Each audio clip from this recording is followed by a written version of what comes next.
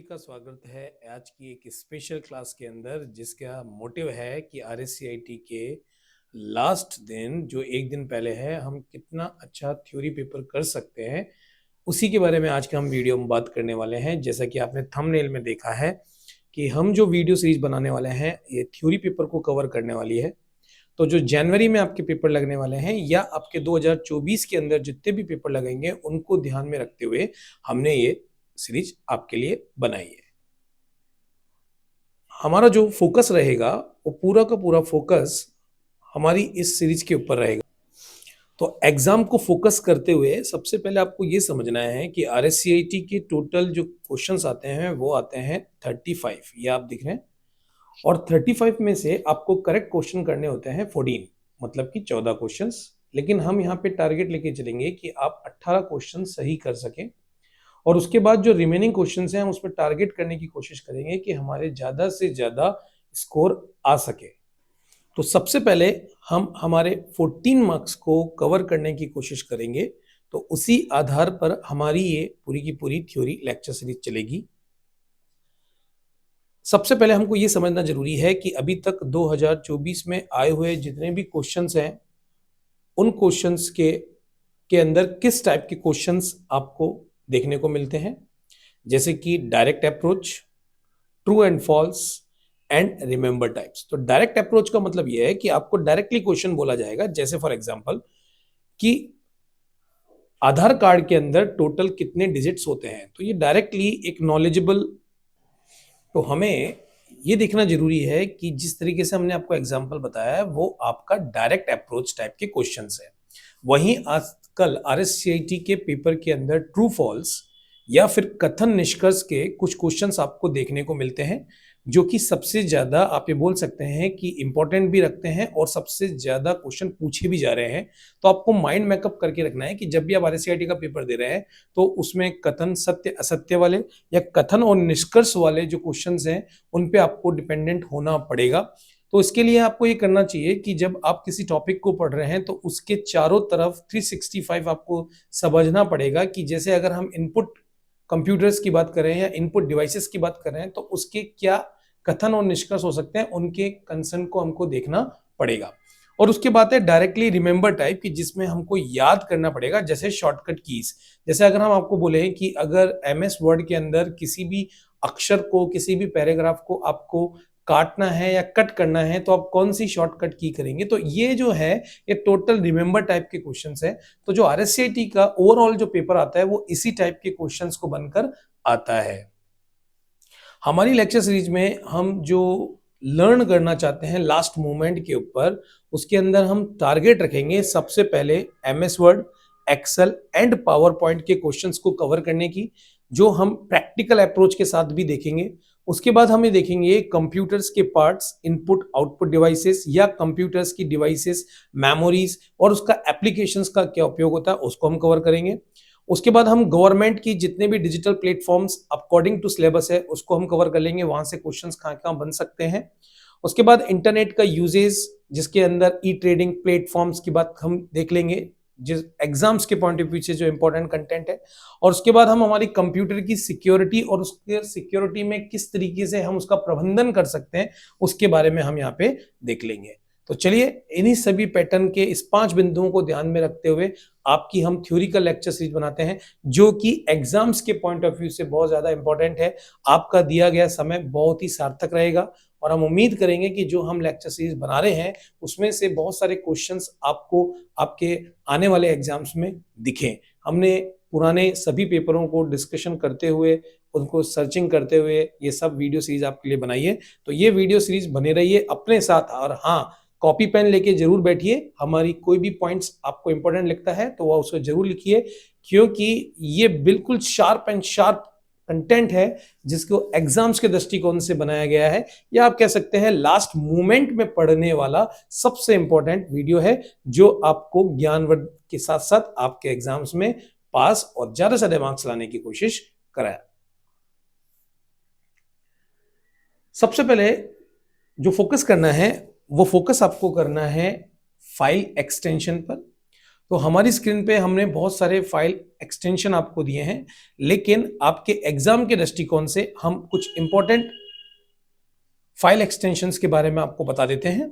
जैसे सबसे पहले आपको DOC नाम का एक फाइल एक्सटेंशन दिख रहा है, जो कि माइक्रोसॉफ्ट के वर्ड में यूज होता है। मायने ये है कि जब भी आप माइक्रोसॉफ्ट वर्ड में कोई भी वर्क करते हैं और उसकी फाइल को सेव करते हैं, तो उसका जो एक्सटेंशन होता है वो होता है .docx या फिर DOC। तो ये दोनों को आपको याद रखना है। उसके बाद जब भी आपकी कोई भी वेब पेज फाइल होती है, इस वेब पेज फाइल को जो सेव किया जाता है उसके लिए होता है .html hyper text markup language. याद कर लीजिए, इसकी भी शॉर्टकट कीज और पूरा एब्रीवेशंस, पूरी फुल फॉर्म पूछी गई है HTML की। उसके बाद अगर हम आगे बढ़ते हैं तो PDF जो बहुत बार यूज होती है, जब आप अपने डॉक्यूमेंट्स को पोर्टेबल डॉक्यूमेंट फॉर्मेट में बदल देते हैं, तो PDF की जो फुल फॉर्म होती है वो होती है पोर्टेबल डॉक्यूमेंट फॉर्मेट। ये भी एग्जाम के दृष्टिकोण से बहुत इंपॉर्टेंट है। जो आप फाइल जो रेडी करते हैं, जो आपकी इमेजेस जो रेडी होती है, उसके लिए दो एक्सटेंशन है। यहां पे दिख रहा है PNG, पब्लिक नेटवर्क ग्राफिक्स, ये पूछा गया क्वेश्चन है, और JPG जिसका मतलब होता है जॉइंट पैराग्राफिक इवे एक्सपर्ट्स ग्रुप्स। तो इसकी भी आपको फुल फॉर्म याद रखनी है। तो अभी तक हमने बात करी है, एक डॉक को याद रखना है, एक HTML को याद रखना है, एक आपको JPEG को याद रखना है, एक PDF को याद रखना है, एक PNG को याद रखना है। इसी क्रम में अगर आप MS माइक्रोसॉफ्ट ऑफिस का पावर पॉइंट पे आप अपनी स्लाइड बनाते हैं, तो जब आप उसको सेव करते हैं तो उसका एक्सटेंशन कौन सा होता है, तो उसका एक्सटेंशन जो होता है वो .PPS या फिर .PPSX आपको देखने को आपके पेपर पे मिलेगा, या फिर माइक्रोसॉफ्ट का ही पावर पॉइंट स्लाइड शो इससे होगा। तो पावर पॉइंट फाइल जो सेव होती है वो PPTX से सेव होती है। तो ये दोनों को आपको याद रखना है। ये स्लाइड शो के लिए आपकी शॉर्टकट की है, और ये आपकी फाइल जो आप पूरी सेव करते हो उसका एक्सटेंशन है .PPTX। इसी क्रम में अगर आपको एक्सेल के अंदर, माफ कीजिए, एक्सेल के अंदर आप ये देखेंगे तो ये नीचे आपको दिख रहा है एक्सेल की जो शॉर्टकट जो एक्सटेंशन होता है वो होता है .XLSX। याद रखिए, बहुत इंपॉर्टेंट है। जब भी आप एक्सेल की फाइल को सेव करोगे तो उसका एक्सटेंशन XLS या XLSX रहेगा। तो ये जो कुछ एक्सटेंशन है जो हमने आपको बताया है, एग्जाम के दृष्टिकोण से जिनको हमने फोकस किया है उसको आप जरूर देख के जाइए, क्योंकि ये पूछा गया क्वेश्चंस है। इनमें से किसी के भी बारे में वर्ड, एक्सेल, पावर पॉइंट की फाइल एक्सटेंशन या फिर इमेज की फाइल एक्सटेंशंस के बारे में बहुत ज्यादा पूछा जाता है। अब आगे बढ़ते हैं। अब हम क्योंकि प्रैक्टिकल सॉफ्टवेयर की बात कर रहे हैं, क्योंकि सबसे इंपॉर्टेंट यही है, इसमें करीबन अगर हम MS वर्ड, एक्सेल और पावर पॉइंट को ले लेते हैं तो इन तीनों को अगर अपन मिला देते हैं तो कम से कम आप मानिए ज्यादा नहीं तो 13 से 14 क्वेश्चंस आपको इन तीनों सॉफ्टवेयर में से देखने को मिलते हैं। तो अगर हमको 13 क्वेश्चंस देखने को मिल रहे हैं और अगर हम इससे गो थ्रू हो जाते हैं तो आप यकीन मानिए कि आप पासिंग मार्क्स तो क्लियर कर ही लेंगे, और उसके बाद जो बचेगा वो आपको सिर्फ स्कोरिंग मार्क्स करेगा, जिससे आपके RSCIT में ज्यादा से ज्यादा मार्क्स आएंगे। तो MS वर्ड, एक्सेल और पावर पॉइंट को अच्छी तरीके से समझने के लिए हम इसकी प्रैक्टिकल में चलेंगे और प्रैक्टिकल में ही सारी डिस्कशन आपसे करेंगे, जिससे कि आपको प्रॉपर समझ में आ जाए कि जो प्रैक्टिकल अप्रोच वाले सॉफ्टवेयर्स हैं उनसे क्वेश्चंस कैसे बन सकते हैं और प्रीवियस ईयर्स में कैसे क्वेश्चंस बने हैं। तो चलिए चलते हैं हमारे प्रैक्टिकल अप्रोच में MS वर्ड में। तो यहाँ पे हम MS वर्ड के इंटरफेस में आ चुके हैं। अब हम यहाँ पे जो इंपॉर्टेंट टॉपिक्स हैं उन सबको कवर करेंगे एग्जाम्स के दृष्टिकोण से। तो अपने नोट पेन ले लीजिए और नोट पेन लेके आप उसको रिकॉर्ड जरूर कर लीजिए, मतलब कि अपने कॉपी पेन में MS वर्ड्स को लेकर क्या क्या क्वेश्चंस उठ सकते हैं उन पे हम यहाँ पे डिस्कशन करेंगे, इंपॉर्टेंट टॉपिक एग्जामिनेशंस के पॉइंट ऑफ व्यू से। ये आपके पास पूरा का पूरा MS वर्ड का इंटरफेस है। इसमें से क्वेश्चंस क्या क्या बन सकते हैं, कौन कौन सी टैब्स को हमको उपयोग करना है, वो हम थोड़ा सा डिस्कशन कर लेते हैं। सबसे पहले आपको फोकस करना है आपके क्लिपबोर्ड वाली टैब के ऊपर। इसमें आपको एक दिख रहा है पेस्ट, जैसे कि शॉर्टकट की दिख रहा है Ctrl+V, बहुत ही इंपॉर्टेंट शॉर्टकट की है, आप इसे याद रख लें। इसका मेन जो मकसद होता है वो होता है किसी भी फॉर्मेट को पेस्ट करने के लिए, मतलब कि डॉक्यूमेंट में अगर आप किसी भी सेलेक्टेड टेक्स्ट को पेस्ट करना चाहते हैं तो इस शॉर्टकट की का उपयोग करेंगे। समझने के दृष्टिकोण से आपको 3 चीजें याद रखनी है। ये कौन सी टैब के अंदर है? ये होम टैब के पेस्ट है, जो क्लिपबोर्ड वाले रिबन्स के अंदर है, क्लिपबोर्ड वाले टूल्स के अंदर भी आप बोल सकते हैं। तो क्वेश्चन कभी कभार ट्रू एंड फॉल्स में ये बन जाता है कि पेस्ट वाली जो की है वो कौन से टैब में आती है। तो आपको ये भी याद रखना है, ये होम में पेस्ट आता है क्लिपबोर्ड के अंदर और इसकी शॉर्टकट की है Ctrl+V, ये याद रखिएगा। इसी क्रम में अगर हम यहाँ पे देख रहे हैं तो यहाँ पे हमको 2 ऑप्शन दिख रहे हैं, एक दिख रहा है कट का और एक दिख रहा है आपको, यहाँ पे हम रख रहे हैं तो एक दिख रहा है आपको कॉपी का। तो कट जब भी आपको करना हो तो Ctrl+X का उपयोग करेंगे, जैसा कि आप देख पा रहे हैं, और जब भी हम कॉपी करेंगे तो हम शॉर्टकट की यूज करेंगे Ctrl+C। कट से कोई भी सिलेक्टेड टेक्स्ट कट हो सकता है और कॉपी से वही चीज क्या हो जाती है, कॉपी हो जाती है। उसके बाद जो आपको दिख रहा है वो है फॉर्मेट पेंटर। फॉर्मेट पेंटर की भी आपको शॉर्टकट की दिख रही है। तो ये चारों की जो है Ctrl+Shift+C, Ctrl+Shift+V आपको अच्छी तरीके से याद रख लेना है। ये चारों एग्जाम्स के पॉइंट ऑफ व्यू से बहुत ही इंपॉर्टेंट शॉर्टकट कीज है। इसको आप अपने जो आपके पास पीसी है उसमें भी आप इसको चेक कर लें और अपने रिकॉर्ड्स में भी इसको रख लें। उसके बाद हमारे को दिख रहा है फॉन्ट। हम इसके लिए हाईलाइट करने के लिए हमारा स्कैनर पेन ले लेते हैं। ये जो आपको फॉन्ट दिख रहा है, इस फॉन्ट के अंदर भी कुछ इंपॉर्टेंट की है जो आपको याद रखनी है। जैसे बी आपको दिख रहा है, ये किसी भी चीज को बोल्ड करने के लिए होता है और Ctrl+B इसकी शॉर्टकट की है। ये जो आई दिख रहा है इसकी शॉर्टकट की Ctrl+I होती है और जो आपको यू दिख रहा है इसकी जो शॉर्टकट की होती है Ctrl+U होती है। तो ये क्वेश्चन आपको याद रखना है क्योंकि पूछा गया है कि बोल्ड की शॉर्टकट की क्या, इटैलिक की क्या और अंडरलाइन की क्या। ये जो आपको दिख रहा है ये साइज पैनल है। यहां पे आपको जो AA दिख रहे हैं इसके अंदर हमको कुछ केसेस दिखते हैं जो हम आपको बता देते हैं। जैसे हम इसको क्लिक करते हैं तो यहाँ पे आपको सेंटेंस केस दिख रहा है, लोअर केस दिख रहा है, अपर केस दिख रहा है, capital each word and toggle case दिख रहा है। तो कैपिटल ईच वर्ड में जितने भी आप टेक्स्ट लिखेंगे वो सारे कैपिटल हो जाते हैं, जबकि टॉगल केस में आपने जितना भी टेक्स्ट टाइप किया है उनके पहले अक्षर छोटे हो जाते हैं। तो यहां से भी क्वेश्चन उठा हुआ है कि टॉगल केसेस क्या होता है।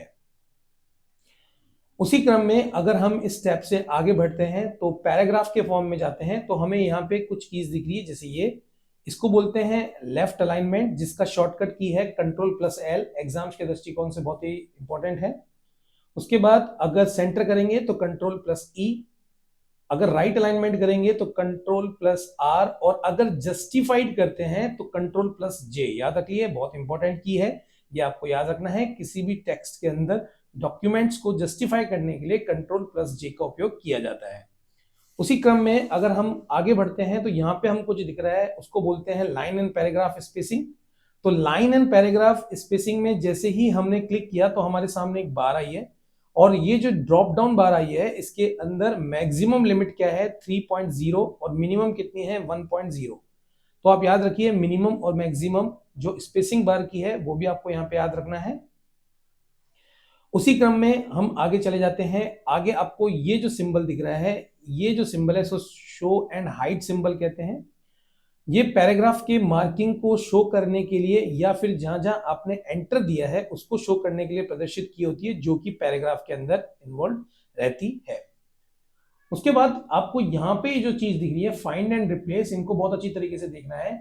फाइंड जो होता है, फाइंड के माध्यम की शॉर्टकट जो की है वो है Ctrl+F, जिसके माध्यम से आप किसी भी डॉक्यूमेंट्स के कंटेंट को फाइंड कर सकते हैं और फाइंड करने के बाद उसको आप क्या कर सकते हैं, रिप्लेस कर सकते हैं। यहां पे आप शॉर्टकट जरूर देख लीजिएगा। रिप्लेस की शॉर्टकट की है Ctrl+H, फाइंड की शॉर्टकट की है Ctrl+F और रिप्लेस की है Ctrl+H, जो बहुत ही एग्जाम्स के दृष्टिकोण से इंपॉर्टेंट है और इनकी फंक्शनैलिटी भी इंपॉर्टेंट है। आपको इनको देख लेना है।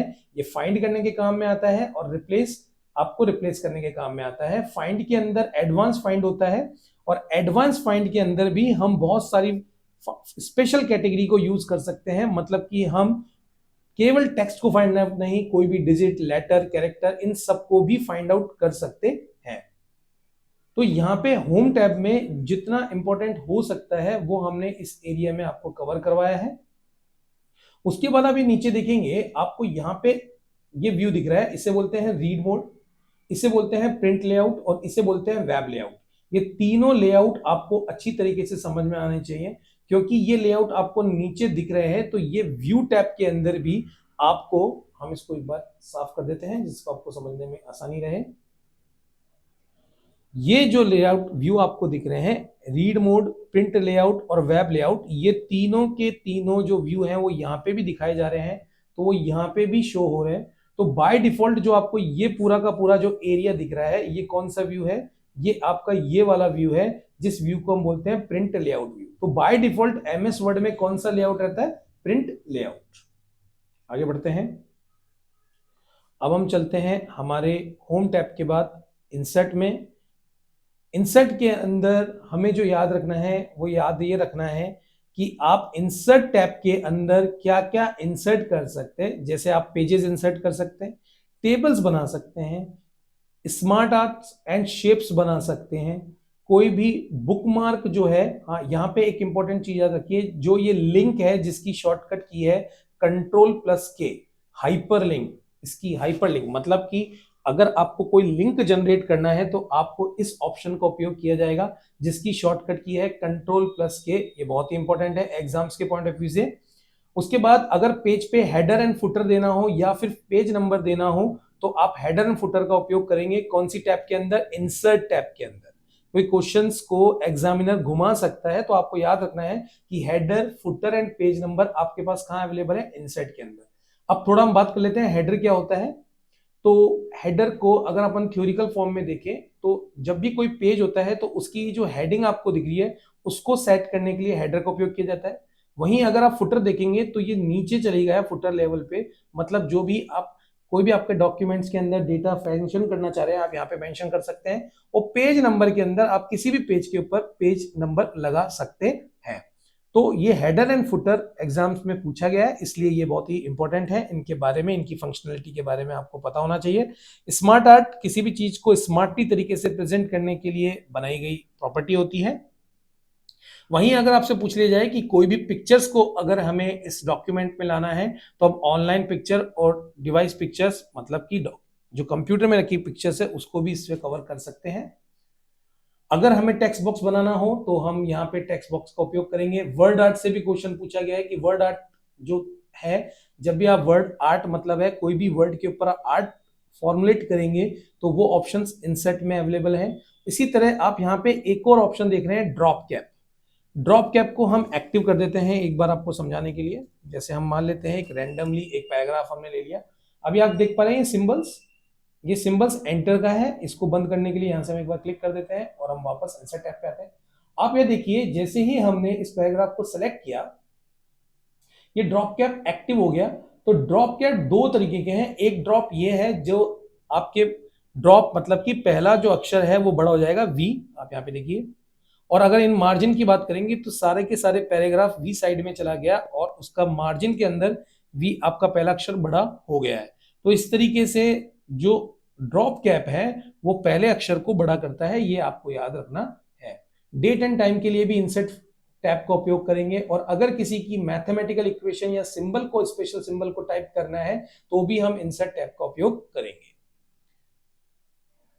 अब आ जाते हैं डिजाइन में। अगर आपका पेज कलर चेंज करना हो या पेज पे बॉर्डर देनी हो या फिर वाटरमार्क लगाना हो। वाटरमार्क क्या होता है? इस तरीके के वाटरमार्क अगर आपको लगाना है तो आप कौन सी टैब में जाएंगे? डिजाइन टैब में। याद रखिए ये नाम। और अगर कोई पेज की थीम भी सेट करनी है तो भी डिजाइन के अंदर होती है। तो डिजाइन एंड लेआउट में आपको चेंजेस नहीं होना है, क्योंकि डिजाइन केवल और केवल पेज के बैकग्राउंड पे काम करती है। मतलब कि जैसे वाटरमार्क देना, पेज बॉर्डर देना, पेज कलर देना और उसकी थीम सेट करना। वहीं अगर हम लेआउट की बात करें तो लेआउट का पेज सेटअप से और पैराग्राफ की सेटिंग से लेना देना होता है। कि जैसे अगर आप पेज के ऊपर कोई भी मार्जिन सेट करना चाहते हो तो आप ये मार्जिन सेट कर सकते हो, जिसके अंदर मॉडरेट, वाइड, इस तरीके के मार्जिन सेट कर सकते हो। और पेज के ओरिएंटेशन, दो तरीके के ओरिएंटेशन होते हैं। एक होता है पोर्ट्रेट और एक होता है लैंडस्केप। आप इसका एग्जांपल देख सकते हैं, जैसे मैं पोर्ट्रेट पे करूंगा तो अभी ये पोर्ट्रेट पे है, और जैसे ही मैं इसको लैंडस्केप पे करूंगा तो ये पूरा का पूरा लैंडस्केप हो जाएगा। तो ये क्वेश्चन भी पूछा गया है कि जो ओरिएंटेशन होता है वो कितने टाइप के हो सकते हैं या फिर वो कौन से टैब के अंदर आते हैं। पेज में अगर कॉलम इंसर्ट करने हैं तो हम इस ऑप्शन का उपयोग कर सकते हैं, और अगर हाइपरटेशंस देना हो तो हम भी ये लेआउट ऑप्शन से हाइपरटेशंस दे सकते हैं, और लाइन नंबर्स अगर देना हो तो भी हम लेआउट ऑप्शंस पे दे सकते हैं कि प्रत्येक लाइन जितने भी हमने पैराग्राफ है उस पर लाइन देना हो तो हम यहां से सेट कर सकते हैं। उसके बाद अगर इस पैराग्राफ के इंडेंट का लेफ्ट और राइट इंडेंट देना हो या फिर आफ्टर एंड बिफोर स्पेसिंग देना हो तो वो भी याद रखिए लेआउट ऑप्शन पे जाके आप ये सब चीजें दे सकते हैं। तो लेआउट के अंदर थोड़ा सा आपको देखना पड़ेगा पेज सेटअप्स क्या है और पैराग्राफ क्या है। उसके बाद आ जाते हैं रेफरेंसेस, और रेफरेंसेस के अंदर आपको यहाँ पे दिख रहा है टेबल ऑफ कंटेंट। अगर किसी डॉक्यूमेंट की टेबल ऑफ कंटेंट बनाना हो तो आपको इस ऑप्शंस को यूज लेना पड़ेगा। वहीं अगर आपको इस पेज के ऊपर फुट नोट, ये याद रख लीजिएगा, फुट नोट अगर उपयोग करना है, मतलब कि जो भी आपके इंपॉर्टेंट नोट्स हैं उन्हें आप इस पेज के नीचे दिखाना चाहते हैं तो आप फुट नोट को यूज करते हैं, जिसकी शॉर्टकट की होती है Alt plus control plus F। याद रखिए इंसर्ट फुट नोट किसी भी पेज के नीचे इंपॉर्टेंट नोट्स को शो करने के लिए ये यूज किया जाता है। वहीं अगर आप एंड नोट यूज करते हैं, ये है फुट नोट, ये है एंड नोट, अगर आप एंड नोट यूज करते हैं तो उसकी शॉर्टकट की होती है कंट्रोल प्लस सॉरी माफ कीजिए alt plus control plus D. End note, end note पूरे डॉक्यूमेंट के लास्ट में लगता है, जबकि फुट नोट पर्टिकुलर डॉक्यूमेंट के नीचे लगता है। इसी के बाद अगर बिब्लियोग्राफी सिटेशंस अगर अपन को मेंशन करनी होती है कि ये पैराग्राफ कौन सी बुक से कौन से रिपोर्ट से लिया है तो आप बिब्लियोग्राफी एंड सिटेशंस को यूज कर सकते हैं। और अगर किसी इमेज के लिए कोई भी कैप्शन लगाना हो तो आप यहाँ पे बना सकते हैं। और जो भी आपने यहाँ पे बुक्स की लिस्ट बनाई है उनके लिए अगर टेबल बनाते हैं तो आप इंसर्ट टेबल ऑफ ऑथोरिटी का उपयोग करते हैं, जिसके अंदर ये पूरी की पूरी लिस्ट बनाई जाती है कि कौन कौन सी केसेस हैं, कौन कौन से स्टेटस हैं। सारा जो प्रदर्शित होता है ये इंसर्ट टेबल ऑफ ऑथोरिटी में होता है, जो कि टेबल ऑफ ऑथोरिटी जो कि पार्ट है रेफरेंसेस का। तो एग्जाम के दृष्टिकोण से आपको ये टैब्स के नेम याद रखने हैं कि इसके नीचे जितने भी टैब्स हैं या कह रहे हैं इसके नीचे जितने भी टूल्स हैं उनके नेम आपको पता होने चाहिए, क्योंकि क्वेश्चन पूछ लेता है कि इंडेक्स नाम का जो ऑप्शन है या टैब है वो कौन सी मेनू बार के अंदर है, तो आपको पता होना चाहिए वो कि रेफरेंस बार के अंदर है। मेलिंग की बात कर लेते हैं। अगर आपको मेल मर्ज का जो कंसेप्ट है, एक ही टाइप के मेल मर्ज जो है या एक ही टाइप का जो मेलिंग है उसको शेयर करने के लिए, तो वो आप मेल मर्ज यहाँ पे ऑप्शन यूज करते हैं। रिव्यू में जाते हैं तो स्पेलिंग एंड ग्रामर के लिए आपकी शॉर्टकट की होती है F7। याद रखिए F7। F7 आपको याद रखना है, जो बहुत ही ज्यादा इंपॉर्टेंट है इस एग्जाम के दृष्टिकोण से। तो स्पेलिंग एंड ग्रामर आप चेक कर सकते हैं। तो रिव्यू में अगर कोई नया कमेंट आपको देना हो तो आप इस ऑप्शन से जाके नया कमेंट दे सकते हैं। उसके बाद अगर हम चलते हैं तो एग्जाम के दृष्टिकोण से आपको ये व्यू ध्यान रखना है। व्यू में कि आपके पास read mode, print layout, web layout होता है। आप आउटलाइन देखेंगे तो इस तरीके की आउटलाइन आपको दिखती है। अगर आप ड्राफ्ट देखते हैं तो आपको इस तरह का ड्राफ्ट आपको दिखता है। अगर आपको ये आपको पेन जो दिख रहा है कि कितने पेजेस हैं आपके, ये जो दिखाते हैं इसको बोलते हैं नेविगेशन पेन। और नेविगेशन पेन होता कहाँ है? व्यू के शो वाले सेक्शंस के अंदर होता है। उसके बाद अगर पेज को जूम करना हो तो उसको आप पेज विड्थ के साथ कर सकते हैं, या फिर आप 100% या फिर जूम की मैक्सिमम 200%, 100% के साथ भी परसेंटेज सेट कर सकते हैं। तो यहाँ पे हमने एक फास्ट एग्जाम्स के दृष्टिकोण से जितना MS वर्ड का थ्योरी स्ट्रक्चर बन सकता है वो हमने आपको यहाँ पे बताया है। तो यहाँ पे आप इसको पूरा अच्छी तरीके से देखें कि जो इम्पोर्टेंट है वो सारे के सारे थ्योरिकल पार्ट, जो प्रैक्टिकल के जो थ्योरिकल सेक्शंस हैं उनको हमने यहाँ पे कवर किया है। उसी क्रम में अब हम आगे चलते हैं नेक्स्ट सॉफ्टवेयर पे, नेक्स्ट MS ऑफिस के टूल्स पे, जिसका नाम है MS एक्सेल। ये देखिए हम MS एक्सेल्स के डैशबोर्ड पे आ चुके हैं, जो एक्सेल इस तरीके से आपको दिखता है। तो यहाँ पे भी हम एग्जाम ओरिएंटेड ही बात करेंगे। पूरी जो ट्रेनिंग है वो हमारे चैनल पे रखी हुई है, आरओ कंप्यूटर इंस्टीट्यूट के चैनल पे आप इसकी पूरी ट्रेनिंग भी ले सकते हैं। लेकिन अभी हमारा फोकस पूरी की पूरी थ्योरी पेपर को कवर करने को है, तो हम कोशिश करेंगे कि जितना ज़्यादा इससे रिलेटेड जो एक्सेल से रिलेटेड कवर है वो हम यहाँ पे आपको कर सकें। सबसे पहले जो आपको समझना है वो ये समझना है कि जब भी एक्सेल के अंदर कोई भी फॉर्मूला बनाते हैं तो वो हमेशा इक्वल के साइन से बनाते हैं, याद रखिए, इक्वल के साइन से। उसके बाद अगर हमें यहाँ पे किसी भी एड्रेस को देखना हो तो आप यहाँ पे देखिए, आपको यहाँ पे के दिख रहा है और यहाँ पे आपको 3 दिख रहा है। तो हमेशा पर्टिकुलर किसी भी सेल, इसको क्या बोलते हैं, सेल, हमेशा सेल में सबसे पहले आप यहाँ पे जो ये अल्फाबेट्स देख रहे हैं उनका उपयोग आप करते हैं। तो जब भी आपसे बोले कि सही रेफरेंस एड्रेस क्या होगा तो याद रखना अल्फाबेट्स आपको उपयोग में किया जाएगा। जैसे एग्जांपल के तौर पे अगर हम लास्ट वाले पे चल जाएं, लास्ट वाला कौन सा है, XFD, XFD, आप याद रखिए XFD। और आप ये देखिए रो कौन सी है, पहली। तो अगर मैं बोलूं इस सेल का नंबर क्या है, तो देखिए सेल का नंबर ऊपर जो अल्फाबेटिकल्स है वो रीडिंग की जाएगी। आप यहाँ पे भी देख सकते हैं XFD। जैसे ही मैं मान लेते हैं रैंडमली मैंने यहाँ पे क्लिक किया, तो आप इसको रीड कैसे करेंगे, XET, और यहाँ पे रो नंबर है 5। तो यहाँ पे भी आपको नंबर दिख रहा होगा XET5। तो आपको पहले तो याद रखना है अंतिम रो क्या हो जाती है, उसका नंबर क्या है, XFD, मतलब जो कॉलम है वो है XFD। वहीं अगर हम बात करें रो की, तो जरा आप यहां देखिए रो कितनी है आपके पास, आप देख सकते हैं 10,48,576। मैं लाइव दिखा रहा हूं आपको 10,48,, और ये जो वर्जन है ये 10 से ऊपर का है, मतलब कि 13वां वर्जन है। तो उसके अपडेशन के हिसाब से मैं आपको बता रहा हूं 10,48,576 के करीबन आपको यहाँ पे रो दिख रही है। तो मेन क्वेश्चन ये उठता है कि जब भी कोई सेल नेम होती है तो उस सेल नेम को कैसे रीड किया जाता है या उसका सही रीडिंग क्या होती है। तो हमेशा याद रखना पहले कॉलम होता है, जैसे आप यहाँ पे देख पा रहे हैं XES, ये इसका कॉलम नेम नंबर है, और यहाँ पे आप इसका रो नंबर देख सकते हैं, और इसका पूरा एड्रेस इस वाली रो में आपको दिख रहा है। This is the right format. ये क्वेश्चन आया हुआ है कि किसी भी सेल का राइट फॉर्मेट क्या होता है, तो याद रखिएगा, फिर मैं बोल रहा हूं पहले कॉलम आएगा उसके बाद रो आएगी, ये याद रखिए।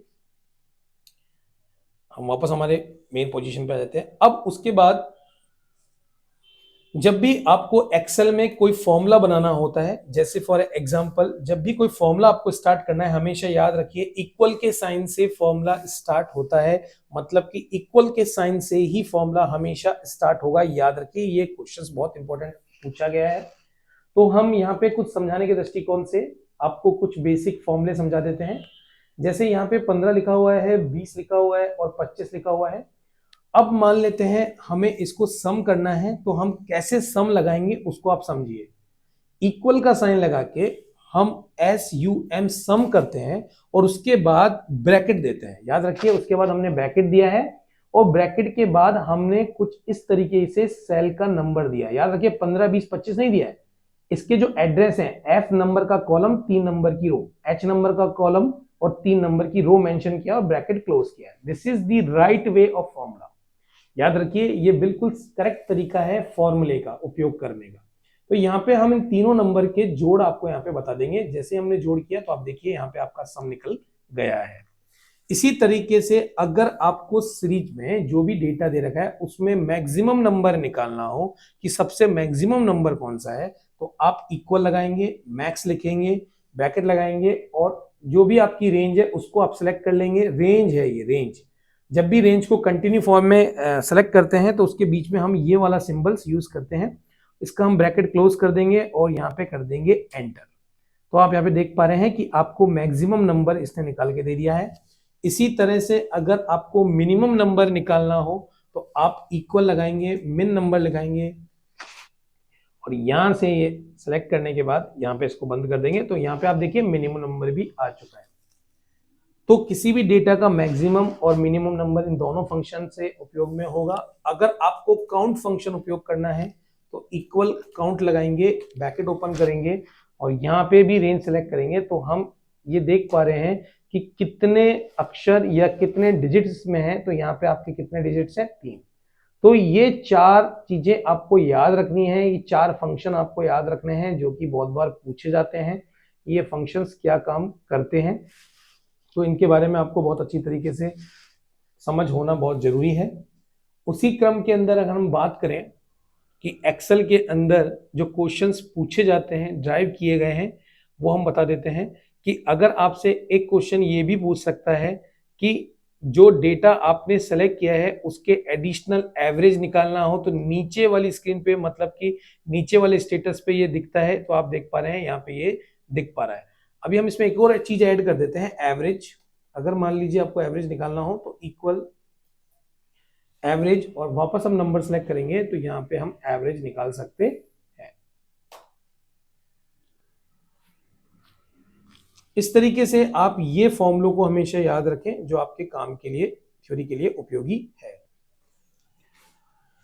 इसके बाद आपको इस MS एक्सेल के अंदर ये जो आपका क्लिप बोर्ड है, इसके अंदर भी आपको वही चीज देखने को मिलेगी कि अगर आपको किसी भी सेल को पेस्ट करना हो, कट करना हो, अगर आपको कॉपी करना हो, तो आप इन्हीं शॉर्टकट की का उपयोग करते हैं जो हमने पिछले अभी कुछ समय पहले देखी थी, Ctrl+C, Ctrl+V, Ctrl+X। तो यहाँ पे क्वेश्चन ये उठता है कि अगर किसी भी ये सेल है, इस सेल को डेकोरेट करना हो या उसको अलाइंड करना हो, तो कौन सी टैब का उपयोग किया जाता है। तो याद रखना, होम टैब के अंदर ही ये सब चीजें होती है, जिसके अंदर आप इस सेल के अंदर कोई भी नंबर्स मेंशन कर सकते हो, उसके अलाइनमेंट को सेट कर सकते हो, है ना, उसके सेंट्राइजमेंट को, उसको left alignment, right alignment set कर सकते हो। तो ये कौन सी टैब में कर सकते हैं आप? होम टैब के अंदर, याद रखिए। इसी तरह जब व्यू टैब में आप जाते हैं तो आपको यहाँ पे जो व्यू दिख रहे हैं वो आपको एक नॉर्मल दिख रहा है, एक पेज ब्रेक व्यू दिख रहा है और एक पेज लेआउट व्यू दिख रहा है। तो ये आपको पता होना चाहिए कि पेज ब्रेक व्यू होता है, पेज को ब्रेक करके शो करने का प्रदर्शित करता है। पेज लेआउट में जो पेज प्रिंट निकलेगा उसके लेआउट की बात होती है, और नॉर्मल व्यू यहाँ पे दिखता रहता है। तो इसी तरीके से ये नीचे जो आपका स्टेटस बार है उसमें भी आपको 3 आइकन्स यहाँ पे दिख रहे हैं, जिसके अंदर ये नॉर्मल है, ये पेज लेआउट है और ये पेज ब्रेक प्रीव्यू है, जो यहाँ पे भी आपको व्यू टैब में दिख रहे हैं। इनके बारे में भी क्वेश्चंस पूछा गया है पिछले एग्जाम्स के अंदर। उसी तरह होम टैब में आपको ये याद रखना है कि इस सेल के फॉर्मेट स्ट्रक्चर को, चाहे वो कंडीशनल हो, चाहे कोई टेबल आपने बनाई हो, चाहे वो सेल स्टाइल की हो, वो स्टाइल के फॉर्मेट में होता है। और अगर आपको किसी भी तरह की सेल को इंसर्ट करना है तो आप उसके अंदर Ctrl+Shift+Equal की जो आपको शॉर्टकट की देख रही है, ये आपको याद रख लेना है। जब भी आपको कोई इंसर्ट सेल करनी हो, हम दोबारा बता देते हैं, इसको बहुत ही इंपॉर्टेंट है ये, जब भी आपको कोई इंसर्ट करनी हो तो ये आप नोट कर लीजिए, Ctrl+Shift+Equal एक्सेल के अंदर। अगर आपको इंसर्ट में कोई भी रो इंसर्ट करनी है तो ये इंसर्ट शीट रो आपको दिख रही है और इंसर्ट शीट कॉलम आपको दिख रहा है। तो अगर आपको इंसर्ट शीट रो करनी है तो आप इंसर्ट इस तरीके से आपकी रो जो भी पर्टिकुलर एरिया है उसमें जाके इस वाले ऑप्शन से आपकी इंसर्ट शीट हो जाएगी। इसी तरह अगर आपको कोई भी डिलीट सेल करनी हो तो इन ऑप्शन से आप क्या कर सकते हो, डिलीट कर सकते हो। अगर आपको कोई फॉर्मेट करना हो, रो की हाइट, रो का कॉलम, उसको अगर आपको प्रोटेक्ट करना हो तो ये सब ऑप्शंस आपके सेल वाली टूल्स के अंदर किया जाता है। अगर डॉक्यूमेंट्स को शॉर्टिंग करना हो तो शॉर्ट वाले ऑप्शन से, और ये जो ऑप्शन आपको दिख रहा है ये सम का है। अगर सम की शॉर्टकट पूछे तो Ctrl+Equal यूज करेंगे। एवरेज आपको हम बता चुके हैं, काउंट नंबर, मैक्स नंबर और मिन नंबर आपको हम हमारे वीडियो में बता चुके हैं। आप इसको आसान समझ सकते हैं और वापस देख सकते हैं। उसी क्रम में अगर आप इस शीट के ऊपर कोई भी मैप बनाना चाहते हैं, चार्ट बनाना चाहते हैं, तो आप इस ऑप्शंस का उपयोग करेंगे। पिक्चर्स देना चाहते हैं तो आप इस ऑप्शन का उपयोग करेंगे। और अगर डेटा को समराइज करना चाहते हैं तो आप पाइवेट टेबल का उपयोग करेंगे। पाइवेट टेबल के अंदर पूरा का पूरा डेटा समराइज किया जाता है, जो कि इंसर्ट टैब के अंदर पाइवेट टेबल होती है। पेज लेआउट के माध्यम से आप पेज का ओरिएंटेशन, 2 ही ओरिएंटेशन है, पोर्ट्रेट एंड लैंडस्केप सेट कर सकते हैं। और जो पेज है उसका स्केलिंग भी आप यहाँ पे सेट कर सकते हैं। और पेज का बैकग्राउंड पेज लेआउट में, ये आप याद रखिए। फॉर्मूला बार के माध्यम से आप जो भी फॉर्मूले हैं उनको, फॉर्मूले को इंप्लीमेंट कर सकते हैं, जैसे फाइनेंशियल, लॉजिकल, टेक्स्ट फंक्शन, ये सारे फॉर्मूला बार से होते हैं।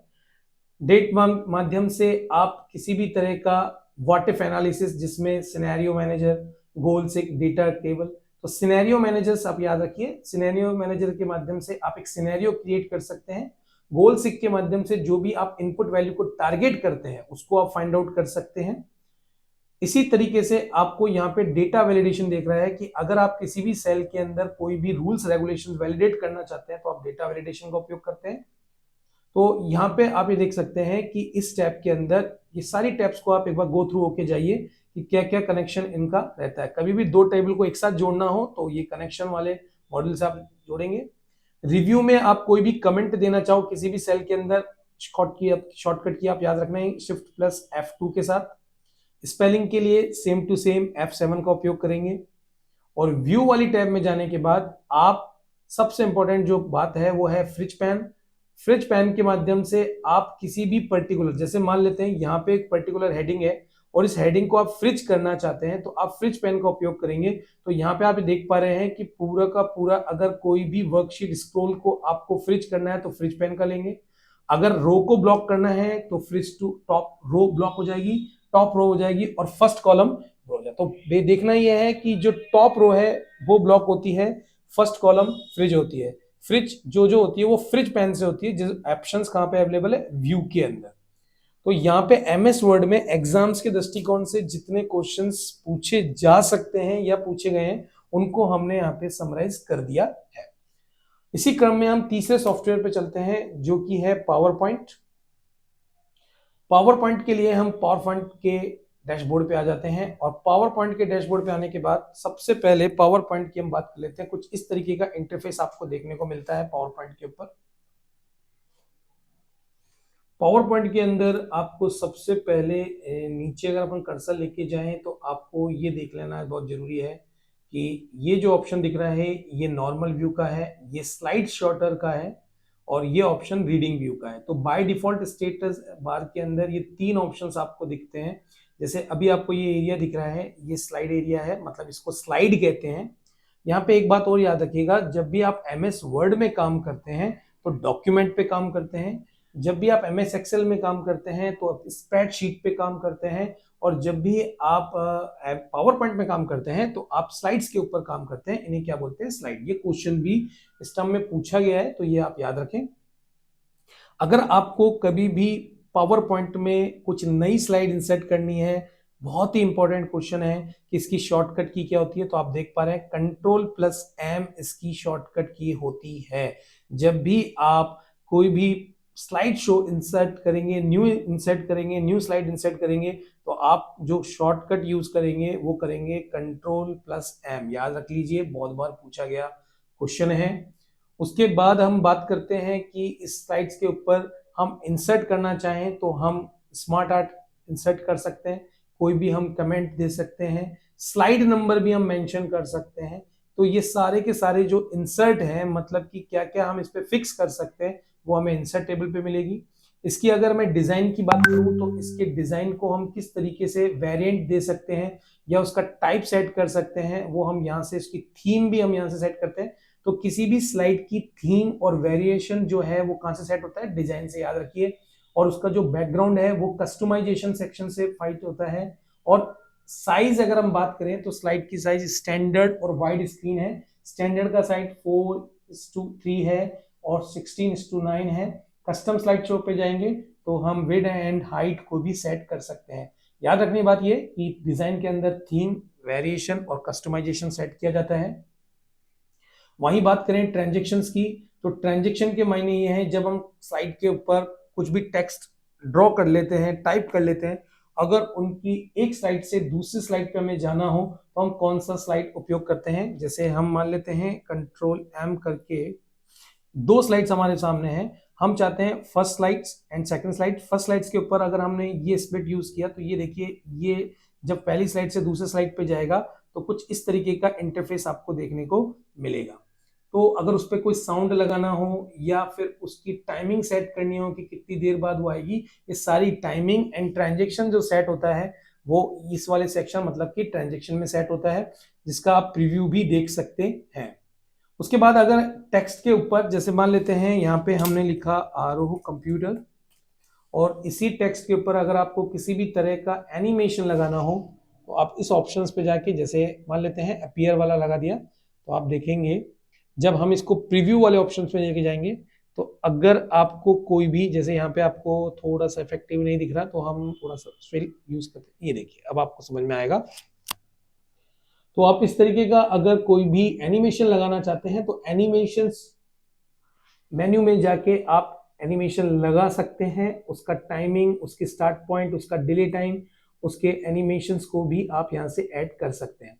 उसके बाद आता है स्लाइड शो। स्लाइड शो आप फ्रॉम बिगिनिंग से स्टार्ट कर सकते हैं, जिसकी शॉर्टकट याद रखिए।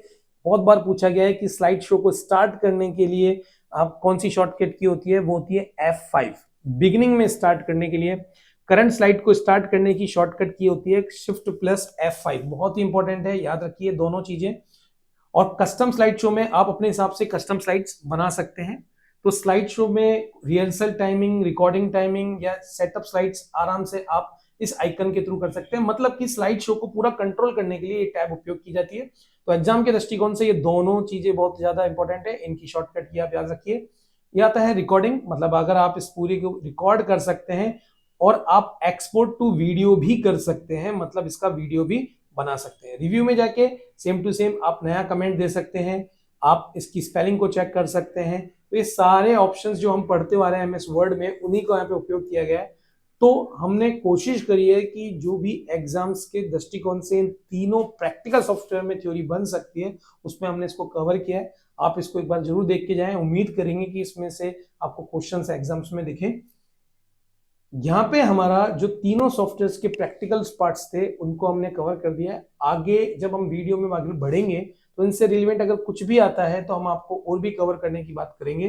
तो यहाँ पे जाके हमारा जो फर्स्ट पिलर है, जिसपे हमने MS Word, Excel and PowerPoint को प्रैक्टिकली आपको स्क्रीन पे बताया है कि कौन कौन एग्जाम्स के दृष्टिकोण से इंपॉर्टेंट टॉपिक्स है, वो आप यहाँ पे जाके कवर कर सकते हैं। और अब हम बात करेंगे हमारे सेकंड पिलर की, जिसके अंदर हम कंप्यूटर्स की थ्योरिकल फॉर्मेट में पूछे जाने वाले इंपॉर्टेंट थ्योरी को कंसेप्ट करेंगे। तो अभी आप रेस्ट लीजिए और 5 मिनट के ब्रेक के बाद वापस हमारे साथ जुड़ जाइए इसके सेकंड पिलर को कवर करने के लिए। यकीन मानिए सब एग्जाम ओरिएंटेड है, आपको सब बहुत ही ज्यादा वैल्यूएबल वहां पे मिलने वाला है। आरोह कंप्यूटर इंस्टीट्यूट की इस पहल में आप सभी का स्वागत है। और हाँ, एक और बात, आपको ये वीडियो अच्छा लग रहा है तो प्लीज जिनके एग्जाम्स जनवरी में हैं या आगे होने वाले हैं, उनको ये वीडियो ज्यादा से ज्यादा शेयर करें, जिससे हमारे द्वारा की गई मेहनत सार्थकता आप लोगों को मिले और आप पास भी हो, ज्यादा से ज्यादा नंबर भी लाएं। तो चलिए अब बात करते हैं हमारे सेकंड पिलर की, जिसके अंदर हम बात करने वाले हैं कंप्यूटर के एप्लीकेशन, या आप ये बोल सकते हैं फंडामेंटल्स की थ्योरिकल पार्ट को कवर करने के लिए। जैसा कि आप यहाँ पे स्क्रीन पे देख पा रहे हैं, ये आपके पास पीसी जो है, आपका जो पर्सनल कंप्यूटर है, उसकी एक इमेज है। इस इमेज के अंदर आपको सबसे पहले ये यहाँ पे दिख रहा है, इस जो डिवाइस है इसको हम बोल सकते हैं कि यहाँ पे हमको दिखने में तो ये कीबोर्ड दिख रहा है, लेकिन इसको हम बोलते हैं इनपुट डिवाइसेस। ये जो इनपुट है, जब इनपुट डिवाइसेस के माध्यम से ये तार से जुड़ा रहता है, यहाँ पे कोई भी डेटा जाता है तो उसमें होता है प्रोसेस, और प्रोसेस होने के बाद यहाँ पे जो आपको स्क्रीन दिख रही है, इस स्क्रीन पे जो आउटपुट आता है, तो आप देख पा रहे हैं कि जब कोई भी कंप्यूटर होता है, चाहे वो लैपटॉप हो चाहे वो डेस्कटॉप हो, तो जो उसकी कार्य प्रणाली होती है उसके अंदर सबसे पहले इनपुट किया जाता है। इनपुट के बाद उस पर प्रोसेस होता है और प्रोसेस के बाद उसका आउटपुट आपके सामने नजर आता है। तो अब यहाँ पे सबसे इंपॉर्टेंट चीज हो जाती है कि जो कंप्यूटर है उसके अंदर जब भी यूजर कौन हो गए, आप और हम, जब भी यूजर कोई भी इंफॉर्मेशन इनपुट करता है तो उस इनपुट में इंफॉर्मेशन के ऊपर प्रोसेस होता है, और प्रोसेस होने के बाद उसका एक रिजल्ट आपके सामने शो होता है। तो यहाँ पे क्या होता है कि जितना भी इंफॉर्मेशन है वो स्टार्ट होता है डेटा से, मतलब कोई ना कोई इंफॉर्मेशन आपने यहाँ पे दी है और उसका एक पर्टिकुलर आंसर जो है, या आप कह सकते हैं जो आउटपुट आप चाह रहे हैं, वो आपको इस स्क्रीन पे दिखना लग जाता है। तो इस सिनेरियो में जब भी कोई कंप्यूटर काम करता है या जब भी कोई सिस्टम काम करता है, तो उसमें सबसे पहले इनपुट का रोल होता है, फिर उसका प्रोसेस होता है और उसका आउटपुट होता है। तो अगर हम बात करें इनपुट की, कि इनपुट में आने वाली डिवाइसेस कौन सी, तो आप ये बोल सकते हो कि जिनका फिजिकल रेफरेंस है, जिसको हम टच कर सकते हैं, देख सकते हैं कंप्यूटर के अंदर, वो सब इनपुट डिवाइसेस के अंदर जाती है। प्रोसेस डिवाइसेस के अंदर, जैसे यहाँ पे आप एक CPU देख पा रहे हैं, सीपीयू नहीं कह सकते, इसको कैबिनेट बोलेंगे। सीपीयू इसके अंदर मदरबोर्ड के ऊपर होता है एक छोटा सा, तो हम ये लेकिन इसको नॉर्मली सेंट्रल प्रोसेस यूनिट बोलते हैं सीपीयू। तो सीपीयू के अंदर रैम और रोम जो मेमोरी होती है, जैसे हमारे ब्रेन में मेमोरी होती है, उसी तरह सारा प्रोसेस होता है अर्थमेटिक लॉजिक यूनिट के साथ, एएलयू के साथ। तो यहाँ पे मैंने अभी आपको दो टर्म बोली, एक होती है सीयू जिसे बोलते हैं कंट्रोल यूनिट, एक मैंने बोला सीपीयू, ये आपको पता होनी चाहिए सेंट्रल प्रोसेस यूनिट, और एक होती है मेमोरी जो हम आगे भी देखेंगे रैम एंड रोम। ये दोनों मेमोरीज वर्क करती है, प्रोसेस करती है, और उसके बाद हमको रिजल्ट शो होना चालू हो जाता है। तो जो रिजल्ट जिस पे शो होता है उसको बोलते हैं आउटपुट, जिसके माध्यम से अंदर जाता है उन इनपुट, और जिस पे प्रोसेस होता है उसको बोलते हैं आपकी प्रोसेस यूनिट। आगे बढ़ते हैं।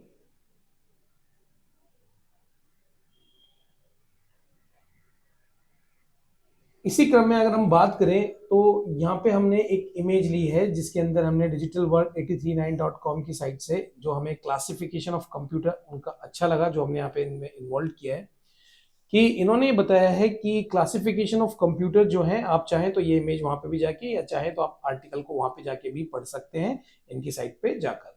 यहाँ पे हमने क्लासिफिकेशन ऑफ कंप्यूटर्स जो बनाया है उसको तीन पार्ट में बांटा है, बाय साइज के माध्यम से, बाय पर्पस के माध्यम से, और बाय टाइप के माध्यम से।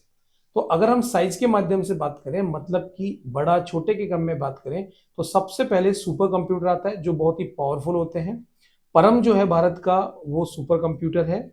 तो यहाँ पे आपको आपकी बुक के अंदर 3 देशों के भी सुपर कंप्यूटर आपको दे रखे हैं, तो आप उसको जरूर देख लीजिएगा क्योंकि वो बहुत ज्यादा इंपॉर्टेंट है। भारत का परम है, तो आप याद रखिए भारत का परम सुपर कंप्यूटर है, नाम ही सुपर कंप्यूटर लग रहा है, तो इसका मतलब है कि उसकी जो प्रोसेसिंग है वो बहुत ही सुपर है। उसके बाद आता है मेन फ्रेम कंप्यूटर्स, उसके बाद आते हैं मिनी इसी क्रम में, और सबसे नीचे आता है माइक्रो कंप्यूटर जो छोटे छोटे फॉर्मेट में होते हैं। कुछ कंप्यूटर होते हैं जो जनरल पर्पस से होते हैं, और कुछ कंप्यूटर्स को स्पेशल पर्पस के लिए बनाया जाता है। वहीं अगर हम टाइप की बात करें तो एनालॉग कंप्यूटर्स भी होते हैं, डिजिटल कंप्यूटर भी होते हैं, और हाइब्रिड कंप्यूटर भी होते हैं। हम यहाँ पे बता देते हैं कि एनालॉग कंप्यूटर में आपका जो बुखार नापने का, फीवर नापने का जो यंत्र होता है, आपने देखा होगा थर्मामीटर, उसके अंदर जो कंप्यूटर्स लगा रहता है, जो कंप्यूटर की इकाई लगी रहती है, उसको एनालॉग कंप्यूटर कहते हैं। वहीं जो आपकी डिजिटल घड़ियां होती है जो आपको दिख पाता है, वो भी डिजिटल जो फॉर्मेट होता है वो डिजिटल कंप्यूटर के फॉर्मेट को फॉलो करता है, और इन दोनों के मिक्सअप से जो कंप्यूटर होते हैं वो हाइब्रिड कंप्यूटर के फॉर्मेट में उपयोग किया जाता है। तो यहाँ पे हमने क्लासिफिकेशन ऑफ कंप्यूटर्स का एक गो थ्रू किया है। आगे बढ़ते हैं, इसको हम रफ कर देते हैं, और इसके लिए हम आगे चलते हैं एक स्लाइड आगे।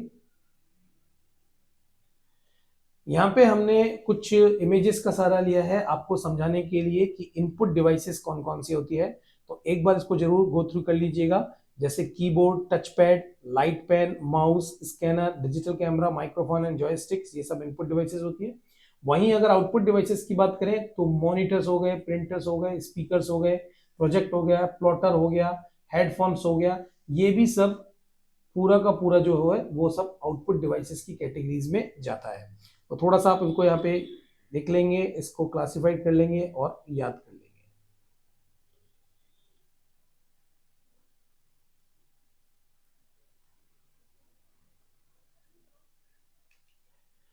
उसके बाद हमारे लिए जिस तरीके से मेमोरी होती है कंप्यूटर की, जैसे हमारी मेमोरी होती है, इसी तरह कंप्यूटर की मेमोरी होती है, जिसको हमने बोला कि प्रोसेस यूनिट में काम करती है। तो कंप्यूटर की जो मेमोरी होती है उनको पढ़ने के दृष्टिकोण से हम 3 पार्ट में बांट सकते हैं। एक होता है प्राइमरी, एक होता है सेकेंडरी। जब हम प्राइमरी की बात करते हैं तो प्राइमरी में मेन रोल प्ले करते हैं रैम एंड रोम, मतलब कि random access memory, random access memory, read only memory. इसको भी हम 2 पार्ट में डिवाइड कर सकते हैं, static and dynamic. Programmable Rome, erasable programmable रोम, इस तरीके से इनके नेम आपके डिवाइड हैं। तो आप रोम के ये नेम भी आप देख सकते हैं। सेकेंडरी मेमोरी की बात करें तो आपकी मेमोरी को इंक्रीज करने के लिए जब हम एक्सटर्नल मेमोरी का उपयोग करते हैं, जैसे हार्ड डिस्क, मैग्नेटिक टेप, तो उनको सेकेंडरी मेमोरी बोलते हैं। और इन दोनों मेमोरी के बीच में एक कैशे मेमोरी भी होती है जो कि प्रोसेस को फास्ट और तीव्र बनाने के लिए उपयोग में की जाती है। तो एग्जाम्स के दृष्टिकोण से आपको इन दोनों के पूरे फुल नेम जो है वो आपको याद रखना है। वहीं अगर हम बात करें रैम और रोम के क्लासिफिकेशंस को, तो ये जो रैम है वो टेम्परेरी स्टोरेज होती है, जबकि रोम जो है वो परमानेंट स्टोरेज होती है। इसको आप ये भी समझ सकते हो, जब आप कंप्यूटर स्टार्ट करते हो, बूटिंग करते हो, स्टार्ट करने को क्या बोलते हैं, बूटिंग करते हो, तो आप देखते होंगे कि सारे प्रोग्राम चलते हैं, तो वहां से जो भी डेटा होता है वो ऑटोमेटिकली पिकअप होता रहता है, कंप्यूटर चेक करता रहता है कि आपके हार्डवेयर प्रॉपर चल रहा है या नहीं चल रहा है। तो जितने भी प्रोग्राम्स हैं वो कहीं ना कहीं तो रखे हुए हैं, तो जो रखे हुए हैं वो कहाँ रखे हुए हैं, रोम वाली के अंदर। जो स्टोर डेटा होती है वो जीबी में होती है, ये एमबी में होती है। ये वॉलेटाइल होती है, ये नॉन वॉलेटाइल। वॉलेटाइल मतलब है लाइट जाने पर जो भी आपने सेव किया वो उड़ जाएगा, लेकिन इस वाले में नहीं उड़ता है। ये नॉर्मल ऑपरेशन के लिए यूज किया जाता है। और ये देखिए यहाँ पे ये स्टार्टअप प्रोसेस ऑफ कंप्यूटर में उपयोग किया जाता है। राइटिंग डेटा इज फास्टर होता है, मतलब कोई डेटा अगर आप लिख रहे हो तो ये फास्टर होता है, जबकि यहाँ पे कोई भी डेटा आप इसमें चढ़ा रहे होते हैं तो वो बहुत ही स्लो होता है। तो ये जो आपको जो स्लाइड देखी है बहुत इंपॉर्टेंट है एग्जाम्स के दृष्टिकोण से, तो आप इसको गो थ्रू होके जाइए।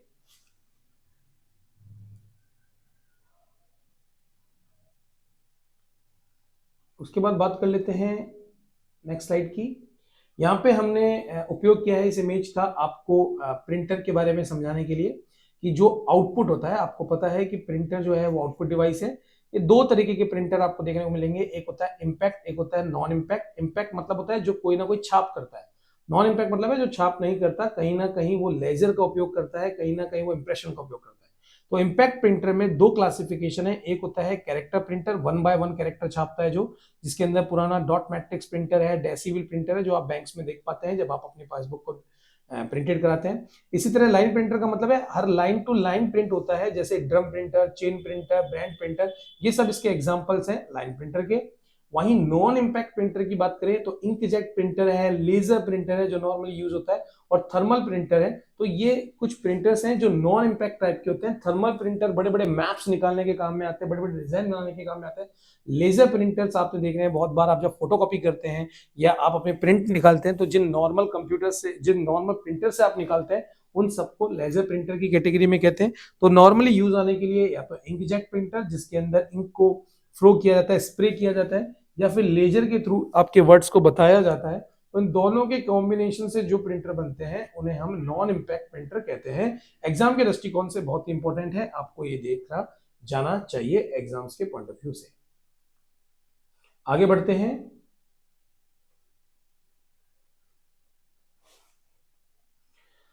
यहाँ पे हमने जो आपके डिस्प्ले हैं, जो आपके आउटपुट हैं, उनको लेने की कोशिश करिए इस इमेज के माध्यम से। जैसे आप पुराने कंप्यूटर देखते हैं तो सीआरटी इसको बोलते हैं, इसकी फुल फॉर्म होती है कैथोड रे ट्यूब। ये जो आप स्क्रीन देख रहे हैं इसको बोलते हैं एलसीडी, जिसका फुल फॉर्म होता है लिक्विड क्रिस्टल डिस्प्ले। एलईडी को आप यहाँ पे देख पा रहे हैं जिसकी फुल फॉर्म होती है लाइट एमिटिंग डायनोड, और ये होती है प्लाज्मा डिस्प्ले। तो आपसे ये फुल फॉर्म पूछी जा सकती है थ्योरिकल सेक्शन में कि जो आपके मॉनिटर्स होते हैं उनका क्या नेम होता है, तो आप ये इसको भी देख सकते हैं, जो आपके लिए बहुत ही उपयोगी हो सकता है एग्जाम के दृष्टिकोण से। इस स्लाइड में हमने कीबोर्ड को समझाने की कोशिश आपको की है कि इस इमेज के माध्यम से आपको कीबोर्ड समझ में आए। तो इसके लिए हम हमारा पेन अप उठा लेते हैं। आप यहाँ पे देख पा रहे हैं कि जो कीबोर्ड होता है उसके अंदर ये जो सबसे ऊपर दिखता है इसे फंक्शन की कहते हैं। वहीं आपको जो टाइपराइटर दिख रहा है वो आपको यहाँ पे दिख रहा है, अल्फाबेटिकल टाइपराइटर यहाँ पे दिख रहा है, और नंबर टाइपराइटर यहाँ पे दिखता है। इस सेक्शन के अंदर आपको सारे एरो दिखते हैं, राइट, ब्लू, लेफ्ट वाले। ये आपकी शिफ्ट कीज है जो आपको यहाँ भी दिखती है और यहाँ भी दिखती है। ये आपका कैप्स लॉक्स है, इस कैप्स लॉक्स के थ्रू आप छोटे अक्षर और बड़े अक्षर को एक्टिव कर सकते हैं। ये आपकी टैब की है, ये आपकी एस्केप की होती है।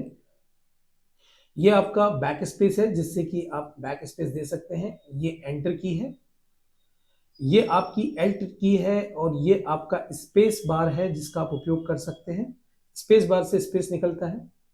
ये आपकी एडिटिंग कंट्रोल है जिसके अंदर आप प्रिंट स्क्रीन या आप प्रिंट स्क्रीन के साथ साथ होम टैब पे जा सकते हैं, लॉक कर सकते हैं, वो ये एडिटिंग कंट्रोल सिस्टम्स के ऊपर होता है। नॉर्मली कीबोर्ड 104 105 की के हो सकते हैं। कीबोर्ड में जब भी आप टाइपिंग करेंगे तो हमेशा आपकी जो फिंगर्स है वो जो फिंगर एक्टिव रहती है वो हमेशा ए एस डी एफ पे आपकी लेफ्ट हैंड वाली फिंगर, और जे के एल और सेमी कॉलन पे आपकी राइट हैंड वाली फिंगर्स हमेशा टाइप के पॉइंट ऑफ व्यू से रहती है। तो ये एक ओवर द गो आप देख पा रहे हैं कि पूरा का पूरा किस तरीके से कीवर्ड का कीबोर्ड जो है उसका की जितनी भी है उनका यहाँ पे प्रॉपर वे में स्पेसिफिकेशंस किया गया है, इस क्लासिफिकेशन आपको किया गया है जो आपके समझने के दृष्टिकोण से बहुत ही बेहतरीन है।